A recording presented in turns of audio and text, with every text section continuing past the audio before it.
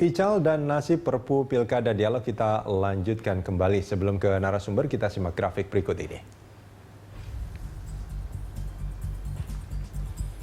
Sikap politik Partai Golkar hasil Munas ke-9 pada tanggal 4 kemarin. Yang pertama adalah tetap bergabung di Koalisi Merah Putih sebagai penyeimbang sama dengan Demokrat walaupun tidak masuk di KMP ya, tetap sebagai penyeimbang.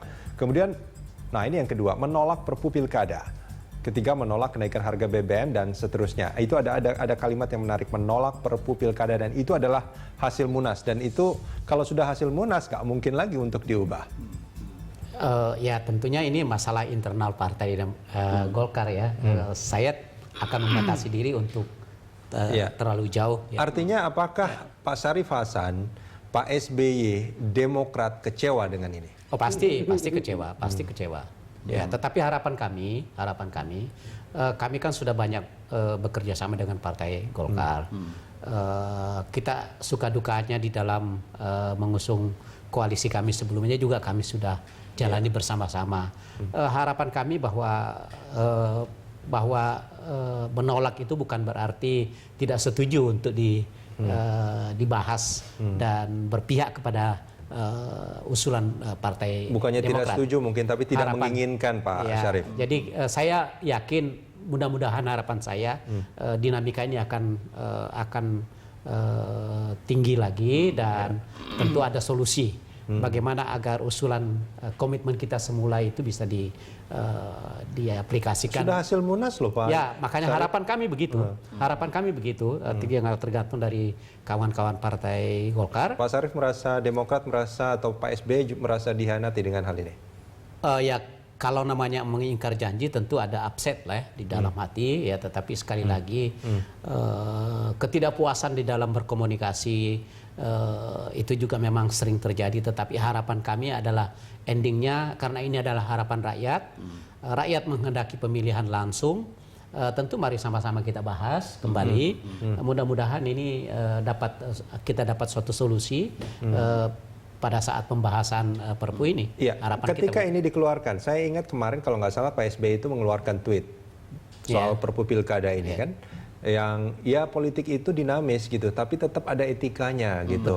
Betul. Nah ini yang dipermasalahkan oleh Pak SBY karena dianggap bahwa mereka ini anggota-anggota KMP ini tidak punya etika dalam berpolitik. Itu secara eksplisit maksudnya kan? Ya, memang di dalam berpolitik ya memang apa yang sudah kita committed bersama-sama ya tentunya kita harus secara konsekuen untuk menjalankan komitmen itu. Pak Syarif atau Pak SBY sudah pernah mencoba untuk menghubungi Pak Ical salah satunya? Tadi pagi saya masih berkomunikasi dengan teman-teman dari Golkar.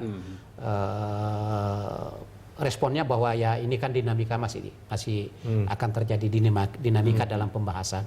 Harapan saya mudah-mudahan Perpu ini tetap diterima oleh teman-teman Golkar. Oke, sebelum ke Pak Robert kita simak grafik berikut ini. Ya, kita punya grafik mengenai skenario apa yang mungkin terjadi di Golkar nantinya Pak Syarif. Ini kalau kita hitung-hitungan partai. Pak Robert, ini kan sebetulnya kalau kita melihat apa yang terjadi kemarin, Demokrat dalam Pilpres itu berseberangan dengan Koalisi Indonesia Hebat. Terus juga pada saat proses undang-undang Pilkada juga, itu sebetulnya juga tidak satu wadah lah, walaupun sebetulnya sama-sama menginginkan Pilkada langsung.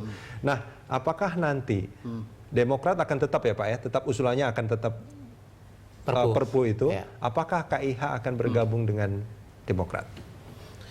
Sebentar, buat saya sikap Golkar dulu Mas, menurut saya itu tidak mengherankan. Ya. Memang sejak lama sudah memperjuangkan ini, dan saya nggak yakin Pak Ical itu kemudian mau mengingkari hasil Munas Pak.